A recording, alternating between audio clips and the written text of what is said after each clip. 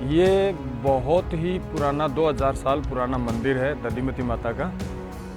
यहाँ 2000 साल पहले दधिमती माता जी ज़मीन में प्रकट हुई थी। जहाँ गायें चरा रहे थे ग्वाले, उनको दर्शन दिए। उसके बाद में राजा मानदाता ने दधिमती माता जी के मंदिर का निर्माण करवाया। ये जो दधिमती माता जी है, ये दादीच ब्राह्मणों की कुल देवी है। उसके बाद में दादीच ब्राह्मणों ने अपना प्रन्यास स्थापित किया और उन्होंने इस मंदिर की देखभाल शुरू की, मंदिर का निर्माण कंप्लीट करवाया।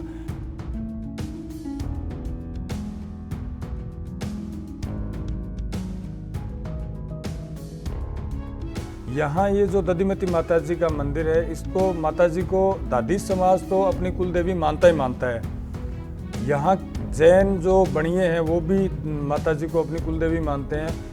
रीणुआ जाट हैं वो भी अपनी कुल देवी मानते हैं। यहाँ के आसपास के लोग और भी काफ़ी संख्या में जातीय लोग हैं जो अपनी यहाँ इसको माता जी को कुल देवी मानते हैं।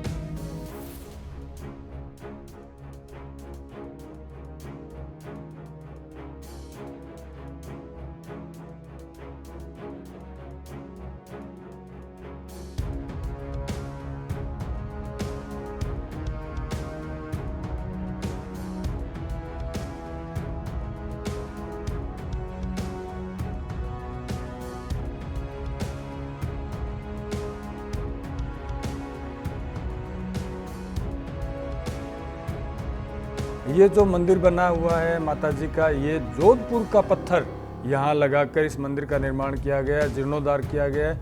ये जीर्णोद्धार जो किया गया है, ये महावीर प्रसाद जी पुजारी सालासर धाम के जो दादीच समाज के राष्ट्रीय अध्यक्ष थे, उनके कार्यकाल में किया गया। ये पूरा इलाका जंगल है, जंगल में माता जी का मंदिर स्थित है। यहाँ पर हर प्रकार की सुविधा दादीच समाज के ट्रस्ट के द्वारा दी जा रही है।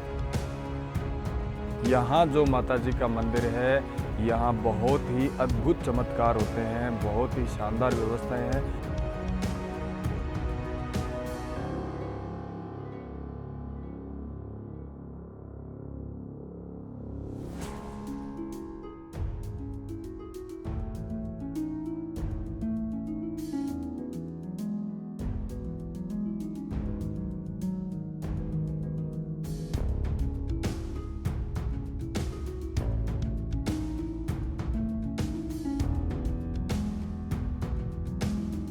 ये जो माता जी का मंदिर है, ये 2000 साल पुराना है। यहाँ बहुत ही मनोकामनाएं पूरी होती हैं। मंदिर के अंदर दादीच समाज के द्वारा एक भोजनशाला भी चलाई जा रही है।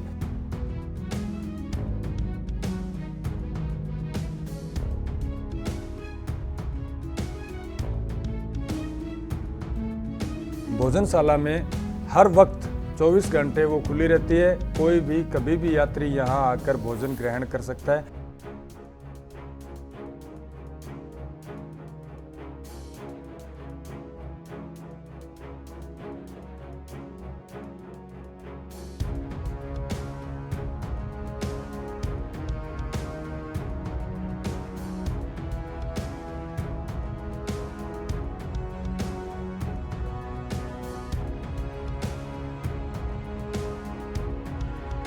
आप ये जो मेरे पीछे देख रहे हो, ये कपाल कुंड है देवी का, जो ये भी त्रेता युग में बना है।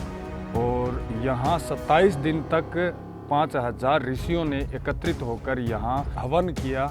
ये जो कपाल कुंड का जो निर्माण है वो उदयपुर राणा ने करवाया। और यहाँ का जो पानी है, इसकी ये विशेषता है कि इसमें नहाने से चर्म रोग नहीं होते हैं। चर्म रोग जितने भी होते हैं वो इस पानी में नहाने के बाद में ख़त्म हो जाते हैं। ये मैं साक्षात प्रमाण हूँ, मेरे भी हुआ था, लेकिन इस पानी में नहाने के बाद में मेरा चर्म रोग खत्म हो गया। ऐसी हमारी मान्यता है, ऐसा हमारा विश्वास है।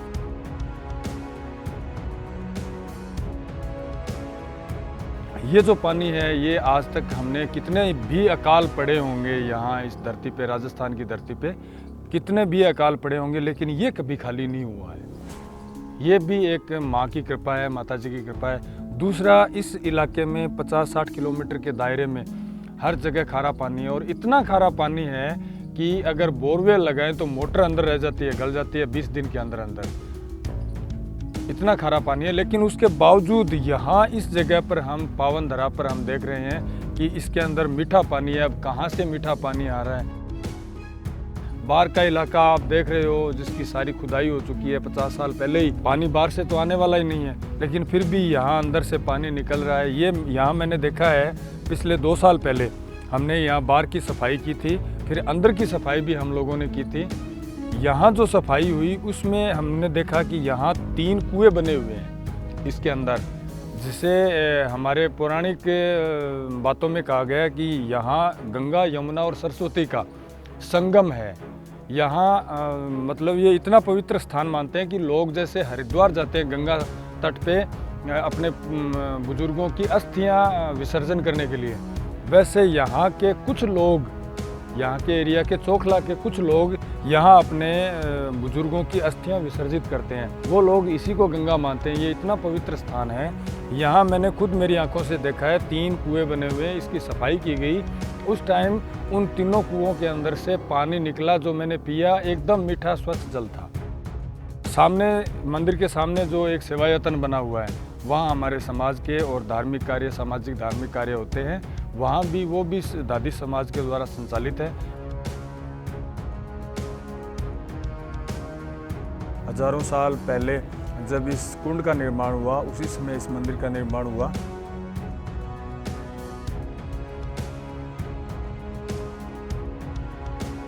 और यहाँ भी पूजा अर्चना जो है वो पाराशर ब्राह्मण है, जो दादी समाज के द्वारा पुष्कर से इनको इनवाइट किया गया था। पुष्कर से इन्हें बुलाया गया। माँ दधिमती के दरबार में, कपालकुंड में, महादेव के मंदिर में भी यही पूजा अर्चना करते हैं।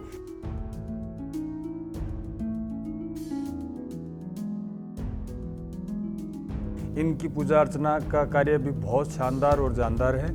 इन्होंने हजारों साल से ये सेवा करते आ रहे हैं।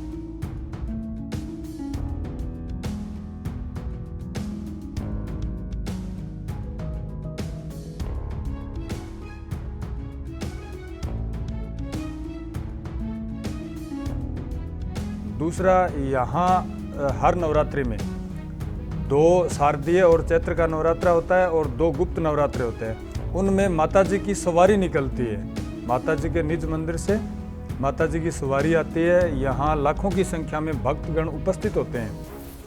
उनकी मौजूदगी में ये सारा का सारा कपालकुंड जो है वो महिलाओं, बच्चों, पुरुषों, बूढ़ों से भर जाता है।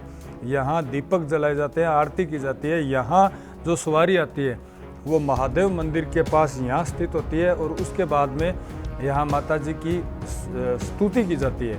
आरती नहीं, स्तुति की जाती है, जिसका नाम है जय जय जनक सुनंदिनी। वो यहाँ स्तुति की जाती है। लोग यहाँ अपनी मंगल कामनाएं करते हैं। ये जो मंदिर आप देख रहे हैं, इसकी पूजा हमारे पुजारी जी कर रहे हैं, जो हर भक्त को तिलक लगाकर यहाँ पूजा अर्चना करवाते हैं।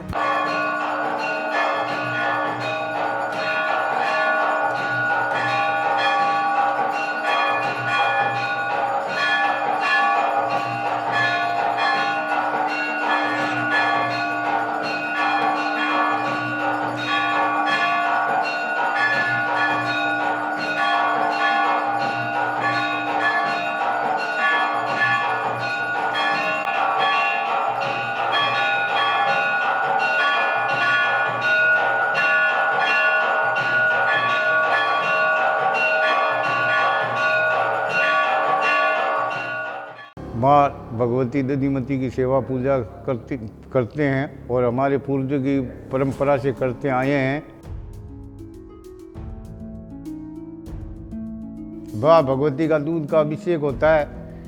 रात को शयन आरती वगैरह होता है। जैसे राजा महाराजाओं के शहर में पलंग लगता है, वैसे ही माँ भगवती का पलंग लगाते हैं। रात की 9 बजे के बाद में मंदिर नहीं खोला जाता है। सुबह 4 बजे वापस खोला जाता है। माँ भगवती की 6 बजे मंगला आरती होती है।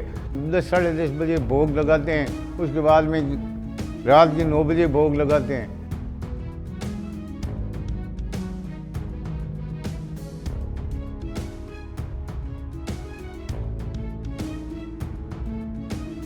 मैं दादीज ब्राह्मण हूँ और मैं माताजी से सदैव से जुड़ा हुआ हूँ, लेकिन कभी मैंने सामाजिक सेवा में हिस्सा नहीं लिया। लेकिन माताजी ने मुझे प्रेरणा दी और 1 मई 2020 को दादीज सहायता समूह का जन्म हुआ। हमने समस्त दादीज ब्राह्मणों में कोशिश की कि कोरोना काल में अधिक से अधिक लोगों के घर में अन्न पहुंचा सकें। हमने 156 परिवारों को अन्न पहुंचाया पूरे हिंदुस्तान में, और उसके बाद में एक कन्या का कन्यादान किया हमने, जिसमें कि कन्या की तरफ से हमको फ़ोन आया था उनके माता पिता का, तो हमने उनके लिए 61,100 रुपये का कन्यादान की व्यवस्था की और उनकी व्यवस्था करवाई। उसके बाद माताजी ने हमें प्रेरणा दी कि कन्याओं का कुछ होना चाहिए, तो हमने समाज के सामने हमारी कोर कमेटी जो कि देहदानी महर्षि दधीची सेवा समिति रजिस्टर्ड है, उनके सामने विचार रखा कि हमें ऐसा ऐसा कार्यक्रम करना चाहिए।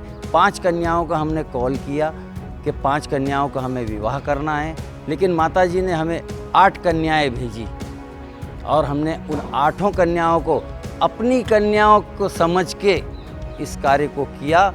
और सामूहिक विवाह हमने 6 महीने पहले डिसाइड किया कि हमें सामूहिक विवाह करना है। हमने पूरे समाज में सूचना दी।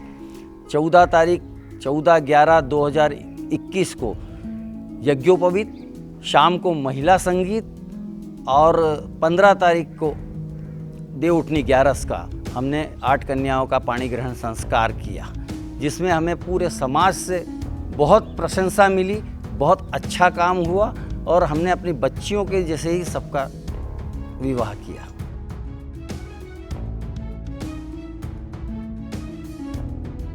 वर पक्ष और वधू पक्ष दोनों के लिए हमने उनके माता पिता की सहमति से उन्होंने पहले एंगेजमेंट कर लिया। हमने तो सिर्फ विवाह का काम करवाया है और विवाह के लिए हमने उनके आधार कार्ड, उनके सारे रजिस्ट्रेशन सब कुछ पहले लिए, उम्र के सर्टिफिकेट सब कुछ कंप्लीट पहले लिए, उसके बाद में इस कार्य को किए। 8 कन्याओं का जो मैंने विवाह कराया है, उनका मेरा सिर्फ विवाह कराने तक का ही संबंध था। उसके बाद में आगे सब मातेश्वरी उनका ध्यान रखेगी सब।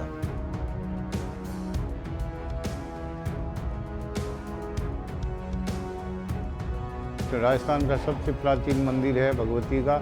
समग्र इतिहास में इसमें ये लेख लिखा हुआ है, ये सभी जातियों की आस्था का केंद्र है, सार्वजनिक मंदिर है।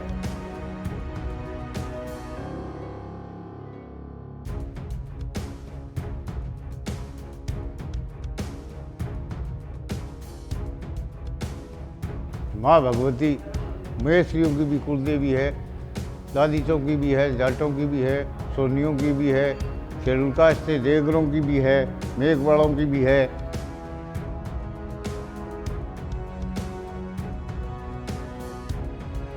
मंदिर के पीछे जो कपाल कुंड है, उसमें स्नान करने से आदमी के स्वास्थ्य अच्छा रहता है, इसलिए इसको 36 कौम यहाँ के एरिया मानता है।